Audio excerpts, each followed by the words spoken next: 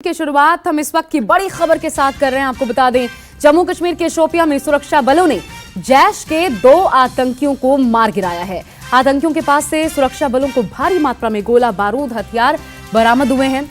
जानकारी मिलने के बाद पूरे एरिया को घेरा गया था। 2 आतंकी यहां पर छुपे हुए थे, ये जानकारी मिल रही थी और लगातार सुबह से ही तड़के भोर से यह एनकाउंटर जारी था, जिसमें कामयाबी मिली है सुरक्षा बलों को। 2 जैश के आतंकी बताए जा रहे हैं जो कि छिपे हुए थे, जिनको सेना ने ढेर कर दिया। ये शोपिया से बड़ी खबर हम आपको बता रहे हैं और ये देखिए तस्वीरें जो इस वक्त हम आपको दिखा रहे हैं, ये दरअसल कुछ देर पहले की तस्वीरें हैं। वहां पर बर्फबारी जमकर हुई है और इसकी आड़ लेकर के, क्योंकि बर्फबारी जब जब होती है, हिमपात जब जब भारी मात्रा में होता है, तब तब इसकी आड़ लेकर के घुसपैठ भी होती है। इसी का फायदा ज्यादातर आतंकी उठाते हैं, लेकिन ऑपरेशन ऑल आउट के तहत कहीं कोई चूक ना करते हुए सभी को मुंहतोड़ जवाब देने की कोशिश की जा रही है और आतंकियों को ढेर कर रही है हमारी सेना। कुछ देर पहले की तस्वीरें हम आपको दिखा रहे हैं, जैश के ही आतंकी बताए जा रहे हैं। बड़े खुलासे इससे पहले हमने देखे उत्तर प्रदेश में, जहां जहां से जैश के आतंकियों की गिरफ्तारी हुई, वहां पर जांच पड़ताल में कई बातें सामने आई हैं, खुलासा हुआ है। उसके आधार पर भी इनपुट्स जो मिल रहे हैं, कार्रवाई की जा रही है। आसिफ सुहाफ हमारे साथ जुड़ रहे हैं, मेरे सहयोगी इस पर अधिक जानकारी के साथ है। आसिफ, जरा बताइए इस एनकाउंटर को लेकर के, क्योंकि दोनों आतंकी ढेर हो चुके हैं, ऑपरेशन खत्म। जी बिल्कुल, ये ऑपरेशन जो है रात के दौरान ही यहाँ पर फोर्सेस द्वारा शुरू किया गया था। सूचना मिली थी कि इलाके में कुछ मिलिटेंट देखे गए हैं, जिसके आधार पर तुरंत कार्रवाई करते हुए ज्वाइंट फोर्सेस की टीम, पुलिस, सेना और सुरक्षा बलों ने रात को ही इस मिमिंडर गांव में घेरा डाला और घेरेबंदी के बाद जैसे ही तलाशी कार्रवाई शुरू की गई तो उसी बीच मिलिटेंटों और फोर्सेस का आमना सामना हुआ रात के करीब 3:30 बजे, और तभी से ये मुठभेड़ जारी थी और अब जो है दोनों मिलिटेंट इस मुठभेड़ में मारे जा चुके हैं। एक बताया जा रहा है कि पाकिस्तानी इसमें हो सकता है, हालांकि औपचारिक रूप से आइडेंटिफिकेशन का भी इंतजार है, लेकिन दोनों मिलिटेंट जैश ए मोहम्मद के थे और इस इलाके में शायद किसी बड़े हमले की फिराक में थे।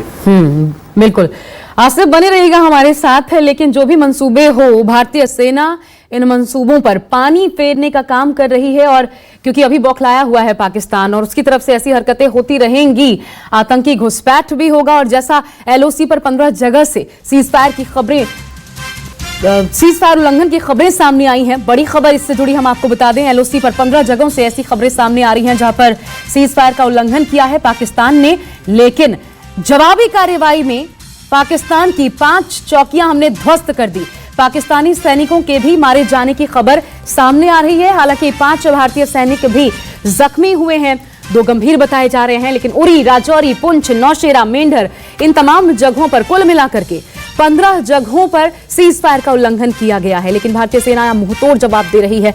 अब ईंट का जवाब पत्थर से मिलेगा, यह तय है और इसकी शुरुआत कल हो चुकी है। अब सिर्फ हम क्रिया पर प्रतिक्रिया नहीं देंगे, बल्कि आगे बढ़कर के शुरुआत भी कर सकते हैं। पाकिस्तान को यह भी सीख लेना चाहिए, जवाब जिस तरीके से मिलना शुरू हुआ है। आसिफ सुहाफ हमारे साथ लगातार बने हुए हैं, मेरे सहयोगी।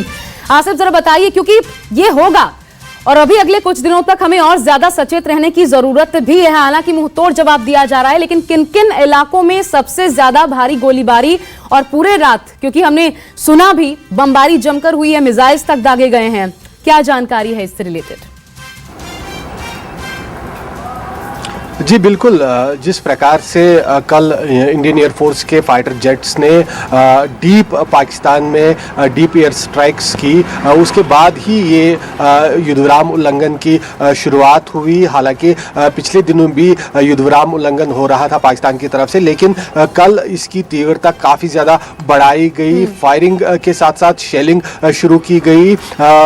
जम्मू के कानाचक सांबा जो इंटरनेशनल बॉर्डर है, वहाँ पर फायरिंग हुई। यहाँ रेंजर्स ने फायर किया, कई बीएसएफ की पोजीशंस को निशाना बनाया और जवाबी बीएसएफ की कार्रवाई में यहाँ पर पाकिस्तानी सेना का बताया जा रहा है कि एक जवान उनका मारा गया था। इसके बाद राजौरी, पुंछ, दूसरे जो सेक्टर्स वहाँ पे हैं, कृष्णा घाटी, नौशहरा और अखनूर, यहाँ पर भी अचानक से तेजी आई फायरिंग में पाकिस्तान की तरफ से, और रात होते होते यहाँ पाकिस्तान की तरफ से मोटार और मिसाइलों तक का भी इस्तेमाल किया गया। हालांकि भारतीय भारतीय सेना ने भी यहाँ से जवाबी कार्रवाई की। और उसके साथ ही रात के 2 बजे के करीब उड़ी कश्मीर घाटी, जो उत्तरी कश्मीर का इलाका है नियंत्रण रेखा के पास, वहां कमलकोट गांव को निशाना बनाया गया, वहां पर भी फायरिंग की गई और अभी भी लगातार इन इलाकों में फायरिंग का सिलसिला, शेलिंग का सिलसिला जारी है। भारतीय सेना भी जवाबी कार्रवाई कर रही है और उस बीच प्रशासन की तरफ से लोगों को उन इलाकों से हटाया जा रहा है जो वल्नरेबल है, जहां पर लोगों की जान को